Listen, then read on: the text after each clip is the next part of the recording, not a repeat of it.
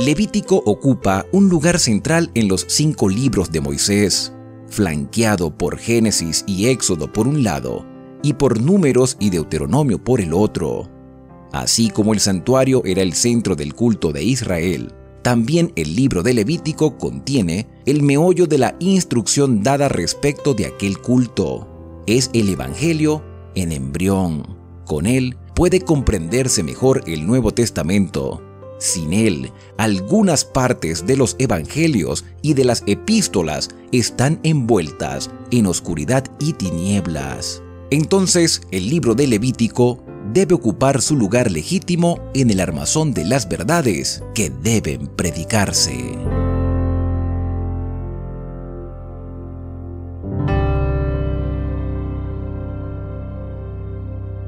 Hola, bendiciones familia del canal Esperanza Digital Studio. Bienvenidos una vez más a nuestro recorrido explicativo por la Biblia. Yo soy Alexander Suárez y hoy hemos llegado al capítulo número 6 del libro de Levítico. Ha sido una grande bendición poder compartir con ustedes hasta este momento este estudio explicado de la palabra de Dios.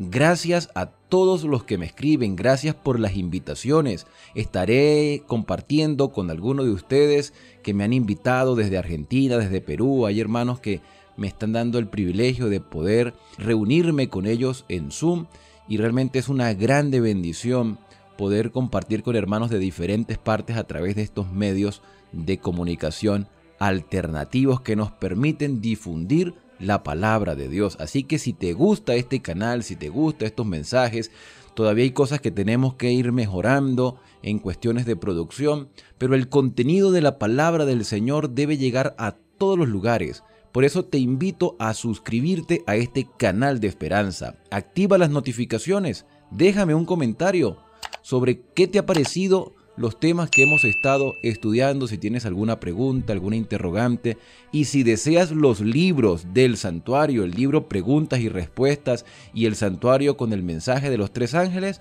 no dudes en solicitarlo al número de teléfono de WhatsApp que aparece en la descripción de este video. Tú me escribes, yo te respondo, te envío los libros y así puedes compartir también el mensaje con otras personas. Al finalizar cada video también compártelo con tu familia, con tus amigos, con tus conocidos, para que juntos sigamos creciendo en el conocimiento de la palabra de Dios. Sin más preámbulos, vamos a iniciar con el capítulo número 6 del libro de Levítico, que es la continuación del capítulo 5, donde se presentan las indicaciones con respecto a lo que el Señor ha mandado. Recordemos que en los capítulos 1, 2 y 3 se presenta cómo se llevaban las ofrendas al santuario y qué era lo que se ofrecía, qué era lo que se sacrificaba. Los holocaustos en el capítulo 1, las oblaciones en el capítulo número 2,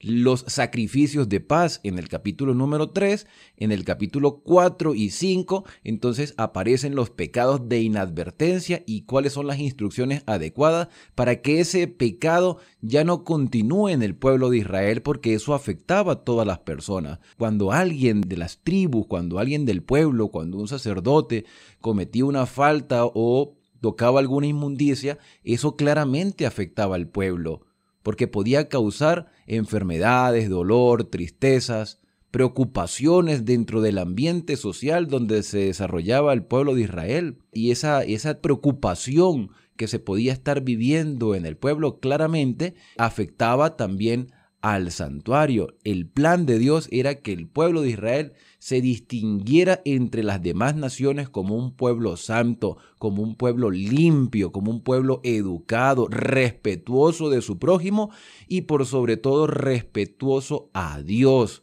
quien todo lo ve y quien sustenta a su pueblo constantemente. Y es precisamente eso lo que habla el capítulo 6, el respeto a Dios y al prójimo y la manera adecuada de adorar al Señor y de presentar las ofrendas en el santuario. El capítulo 6 comienza diciendo: el Señor dijo a Moisés: Cuando alguien peque contra el Señor, nótese cómo empieza el versículo. Cuando alguien peque contra el Señor, porque en definitiva todos los pecados van contra Dios. Y dice, y niegue a su prójimo lo que ha encomendado o dejó en su mano, o lo robe y lo calumnie. Cuando se practica la calumnia, el robo, la mentira, el fraude, la ofensa es para el prójimo. Pero principalmente la ofensa es para Dios, porque tú y yo fuimos creados a imagen y semejanza de Dios. Cuando defraudamos a una persona, cuando ofendemos a una persona, cuando la calumniamos, cuando le quitamos sus posesiones, es una clara violación a los mandamientos de la ley de Dios. Recordemos que los 10 mandamientos están divididos en 2 partes. Los primeros 4 mandamientos tienen que ver con nuestra relación con Dios y los otros 6 tienen que ver con nuestra relación con el prójimo. Cuando ofendemos, maltratamos, calumniamos, robamos, defraudamos a un semejante, estamos también ofendiendo a Dios. Y por eso el versículo comienza de esa manera. O cuando encuentra algo perdido y lo niega y jura en falso en alguna cosa en que suele pecar el hombre, entonces el que ha pecado y ofendido restituirá lo que robó o el daño que causó con su calumnia y el depósito que le fue encomendado o lo perdido que halló. Y aquí nuevamente recordamos lo que decíamos en el capítulo 5, la sinceridad, la honestidad. Tú y yo nos estamos preparando para ir a la patria celestial. Israel se estaba preparando para entrar a la Canaán terrenal, para ser una bendición para las demás naciones. Por lo tanto, ellos tenían que educarse y tenían que vivir a la altura de su profesión de fe. Ellos no podían maltratar física, emocional, psicológicamente a otra persona y por supuesto tampoco podían extraerle lo que no le pertenecía a ellos. Si había confianza, si se podía verdaderamente confiar en alguien, debía ser los israelitas, pero ellos tenían que aprender a ser confiables. Ellos tenían que pasar por ese proceso de transformación, así como tú y yo estamos pasando por el proceso de la santificación. Lamentablemente, el cristianismo, con el paso de los años, ha dado mucho que desear. Nos hemos equivocado, hemos fallado, hemos mentido, hemos defraudado, hemos sido deshonestos, pero podemos ser transformados. Tenemos que reconocer nuestra falta. Aquí el versículo número 4 dice que el que ofendió, el que pecó, debe restituir, debe devolver, debe reconocer su error. Y dice el 5, y todo aquello en que juró en falso lo restituirá por entero y añadirá la quinta parte de su valor y lo devolverá a su legítimo dueño en el día de su expiación. No puede pasar mucho tiempo. La persona que cometió un error o por temor, hizo lo inadecuado por miedo o a que se le descubriera alguna falta, entonces infringió en la mentira, esa persona no puede permanecer con esa mentira, debe confesar su pecado, porque en el cielo hay un registro detallado de todas nuestras acciones. La persona debía restituir lo que había tomado, lo que había defraudado, debía recompensar ahora a la persona afectada añadiéndole algún interés, y ese interés era la quinta parte de su valor. Cuando tú y yo reconocemos nuestros errores, debemos enmendarlos, debemos no dejar las cosas como si nada hubiese pasado, sino realmente reconociendo la falta, añadiendo un valor adicional a el perjuicio que se hizo contra alguien. Si esto realmente se pusiera en práctica el día de hoy, la sociedad fuera muy diferente. Si realmente la iglesia practica lo que nos enseña el libro de Levítico en cuestiones de relaciones sociales y comerciales, fuéramos mejores cristianos y estuviéramos dando un mejor testimonio. Tenía que hacer el pecador una expiación por su falta, y para expiar su culpa traerá al Señor un carnero sin defecto tomado del rebaño, tasado por el sacerdote. El sacerdote iba a valorar el animal para el sacrificio de la expiación, y el sacerdote hará expiación por él ante el Señor y se le perdonará cualquier pecado que haya cometido. Se le perdonará siempre y cuando lo confiese, siempre y cuando devuelva, ya sea si haya robado o si haya ofendido a alguien, devolverá entonces con intereses el daño que causó. Esa es la verdadera manifestación de la conversión, del arrepentimiento y del cambio de vida. Esto me hace recordar la experiencia que tuvo el publicano Zaqueo en tiempos de Cristo.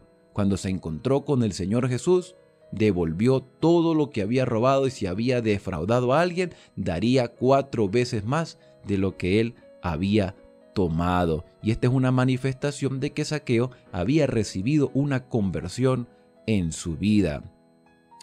Y esta también puede ser nuestra experiencia el día de hoy. Cuando tú tienes una relación transformadora con Cristo, tu vida cambia en todos los detalles de tus relaciones sociales, comerciales y laborales. Ya a partir del versículo 8 viene una recapitulación de lo que hemos estudiado en los capítulos anteriores. Sin embargo, Dios añade algunos elementos adicionales. Y aquí vemos una clara didáctica divina. Dios es un maestro por excelencia que nos educa. En este libro de Levítico, cuando nosotros repasamos cada una de las lecciones aprendidas y cada uno de los elementos que aparece en los capítulos, nos damos cuenta que Dios nos está educando como niños, nos está llevando paso a paso por una instrucción adecuada para que podamos entender bien cómo se elaboró el plan de salvación prefigurado en el santuario terrenal.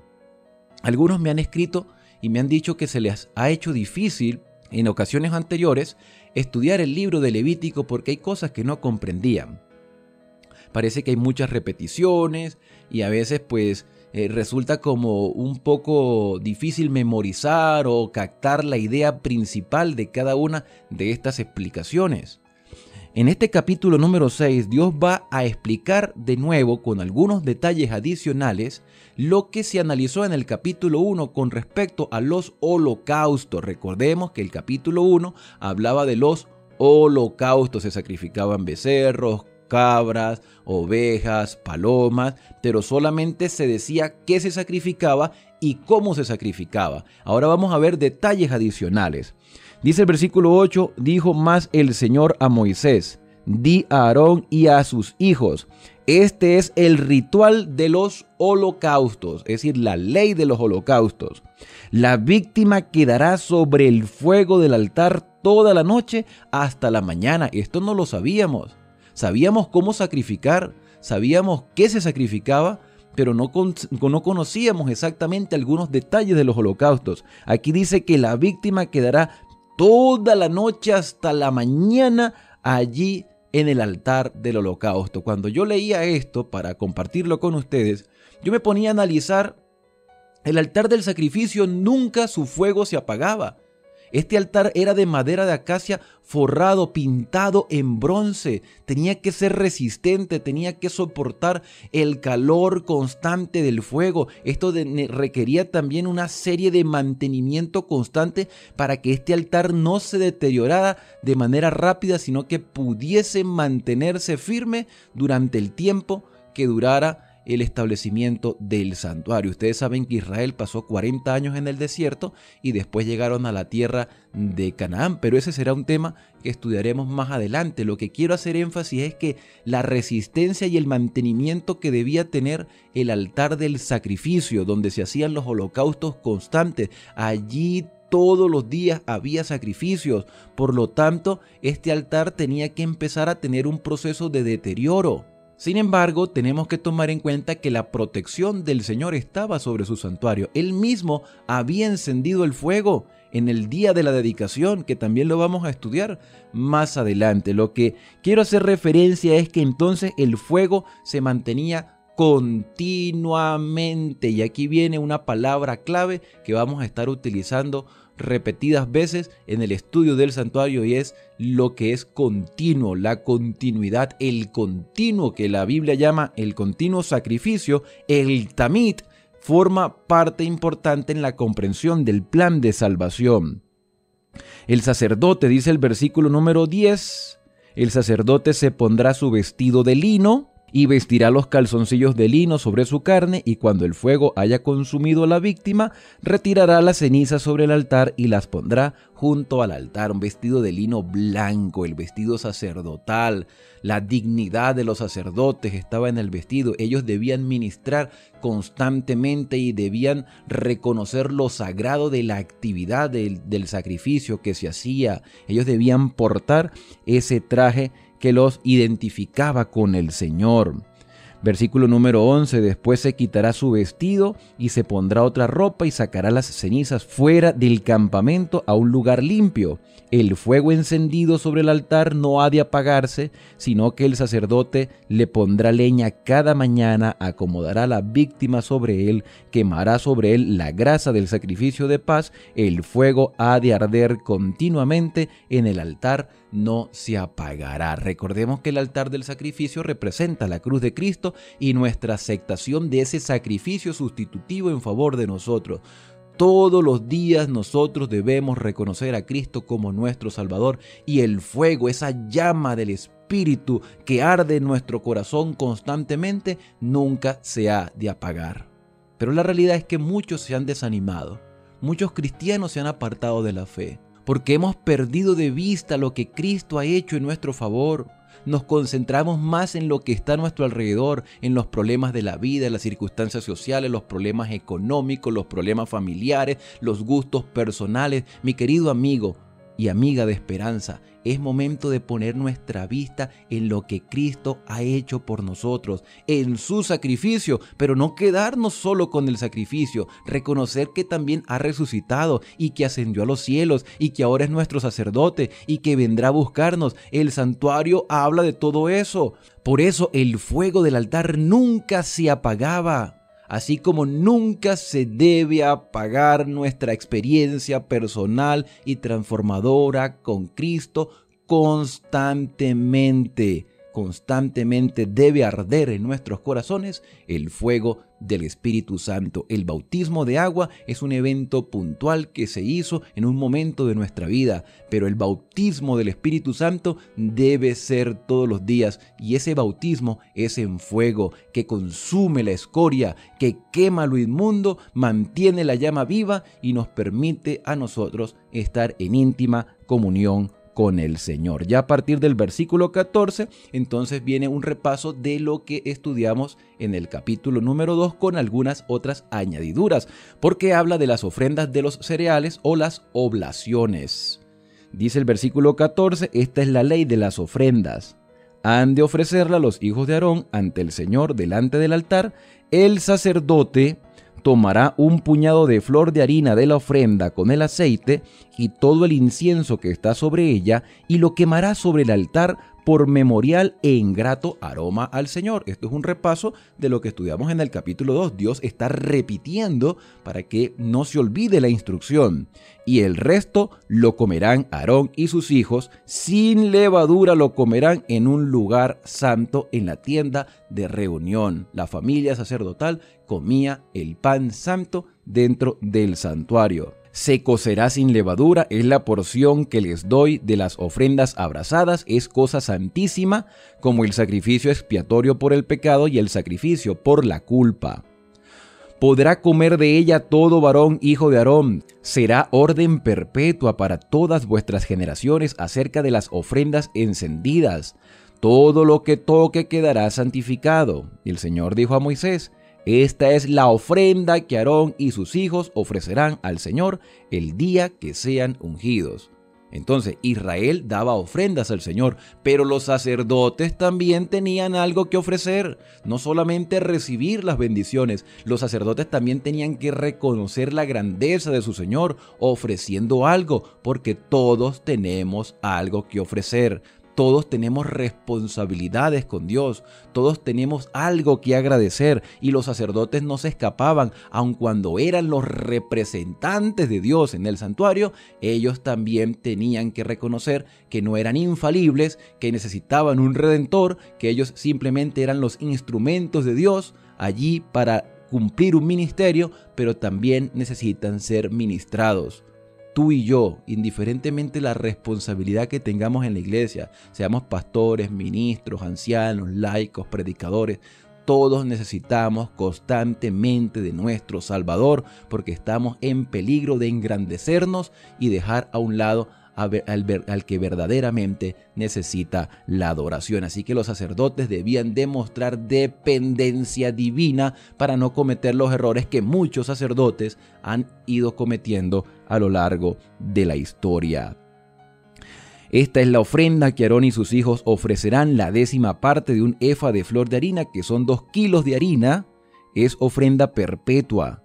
La ofrecerán mitad a la mañana y mitad a la tarde. La prepararán en sartén con aceite, frita la traerán y ofrecerán los trozos cocidos en grato aroma al Señor. Ellos ahora tenían que fritar esa harina que habían preparado, la fritaban para diferenciar de las ofrendas que traía el pueblo. Ellos la fritaban y la ofrecían al Señor en aceite. El sumo sacerdote que sea ungido en lugar de Aarón, y aquí se está haciendo preparativos para eventos futuros, entre sus hijos dará la ofrenda, estatuto perpetuo del Señor, toda ella será quemada. Toda ofrenda de sacerdote será enteramente quemada, no se comerá. Las ofrendas que traía el pueblo, parte era para los sacerdotes, pero lo que ofrecía el sacerdote, todo era para el altar, para el sacrificio, para el Señor.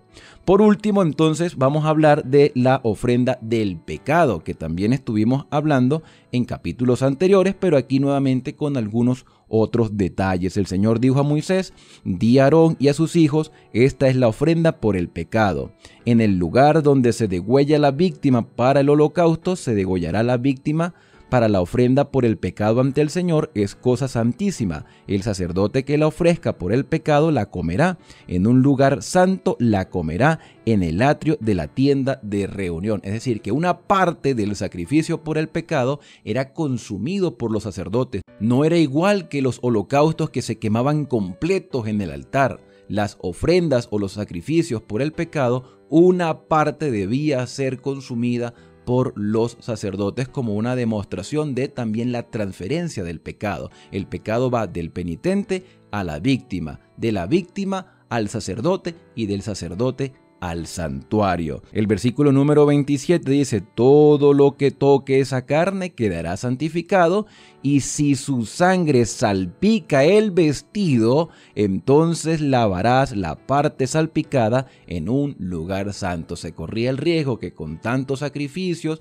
al momento de degollar las víctimas, la sangre podía salpicar. Eso era muy común, y aquí el Señor mandaba a lavar esa parte dentro del santuario, en un lugar santo. La vasija de barro en que se haya cocido quedará quebrada, porque claramente se había utilizado para algo santo y ya no se iba a utilizar para más nada, para actividades comunes. Debía ser quebrada la vasija, y eso nos da un indicio de cómo reconocer lo que se usa para las cosas santas y lo que se usa para las cosas comunes. Y si fue cocida en vasija de bronce, se fregará y se lavará con agua. Todo varón entre los sacerdotes la podrá comer, es cosa santísima. Y termina el versículo número 30 diciendo: pero no se comerá ninguna ofrenda cuya sangre se haya llevado a la tienda de reunión para expiar en el santuario, se debe quemar. Aquí hay una añadidura interesante. Cuando la sangre iba dentro del santuario, cuando se ofrecían los sacrificios por los sacerdotes o por el pueblo en general, y la sangre llegaba hacia el velo del santuario, cuando esa sangre llegaba ahí, la víctima no podía ser consumida, debía quemarse o sencillamente desecharse en un lugar limpio, pero no podía ser consumida. Y aquí el Señor hace una clara diferencia de lo que se puede y lo que no se puede hacer, para que podamos nosotros entender qué es lo santo y qué es lo común, y hasta dónde llegan nuestros límites como hijos de Dios. Dios ha puesto límites en nuestra vida, y tenemos que con esos límites reconocer que no somos independientes 100%, somos libres, pero independientes no, porque dependemos de Dios en todas las cosas, como un hijo depende de un padre. El padre pone normas en el hogar. Hay leyes familiares que deben respetarse para que haya una comunidad familiar totalmente estable. Y Dios tiene un gobierno estable. Y por culpa de la desobediencia, su gobierno se ha fracturado a tal punto de traer la desgracia a gran parte de la creación y en este caso la humanidad.